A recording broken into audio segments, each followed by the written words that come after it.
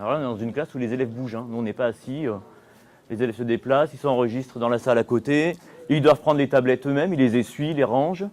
C'est vraiment une organisation différente, pour une pédagogie différente, j'ai envie de dire, parce qu'on ne fait pas du tout la même chose que dans une salle de classe où tout le monde est assis en randonnion. Voilà, nous, on est une pédagogie de l'action. Le travail de professeur avec des élèves équipés de tablettes est totalement différent. Le travail est distribué sur les tablettes à chaque élève, voilà, en fonction de mes compétences disciplinaires. Et ensuite, je pense que je n'ai jamais autant marché que depuis que j'ai des tablettes dans ma classe, parce que je suis vraiment dans la discipline. Les élèves m'appellent pour un problème de technologie, ou en mathématiques, ce sera un problème de mathématiques ou de langue. Voilà.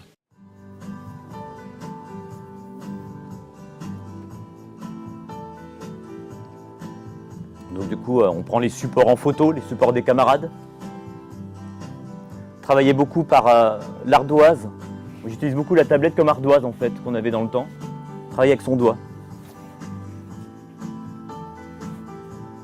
Zoomer, être capable de prendre des textes et de les mettre à la taille confortable pour la lecture d'un dyslexique.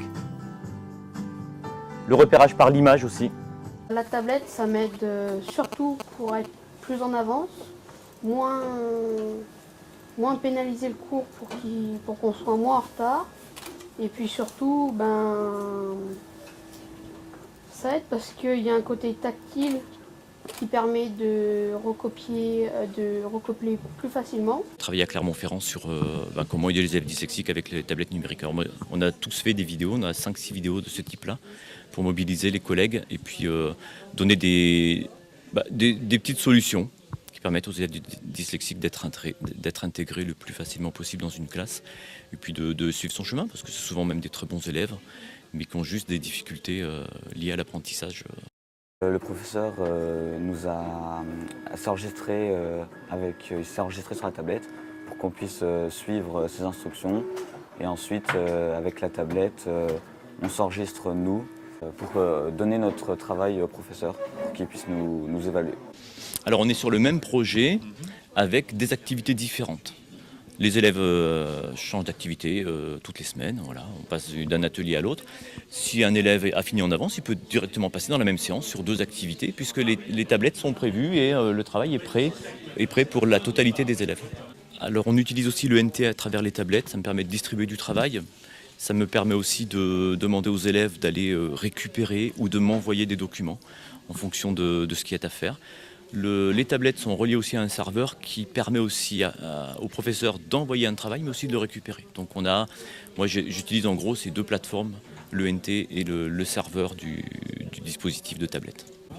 Alors nous, là, on est en classe de technologie. Actuellement, on travaille sur un EPI notamment, qui est celui de se poser la question, est-ce qu'un dé programmé peut avoir le même fonctionnement qu'un dé réel, le dé à jouer. Voilà. Donc ils ont programmé un dé, ils ont réalisé en 3D un dé qui doit être aux normes et qui doit respecter quelques consignes. Voilà. Chaque élève doit passer sur l'imprimante 3D avec des procédures qui leur sont dictées sur des documents ressources. Après, les tablettes, c'est pas forcément toute la séance. C'est pas forcément. Je peux très bien ne pas les utiliser pendant 2 semaines et l'utiliser 5 minutes par heure ou l'utiliser 45 minutes. On a 48 tablettes dans le collège et ce chariot se promène dans tout l'établissement en fonction des matières, mais les tablettes restent au collège. Voilà. Par contre, ils ont chacun un compte, qui est le compte du réseau du collège, qui ne change rien pour eux. Pour eux, c'est leur cahier, leur ardoise, voilà, parfois. C'est le document qui va leur permettre d'avancer dans le programme et puis d'acquérir des connaissances.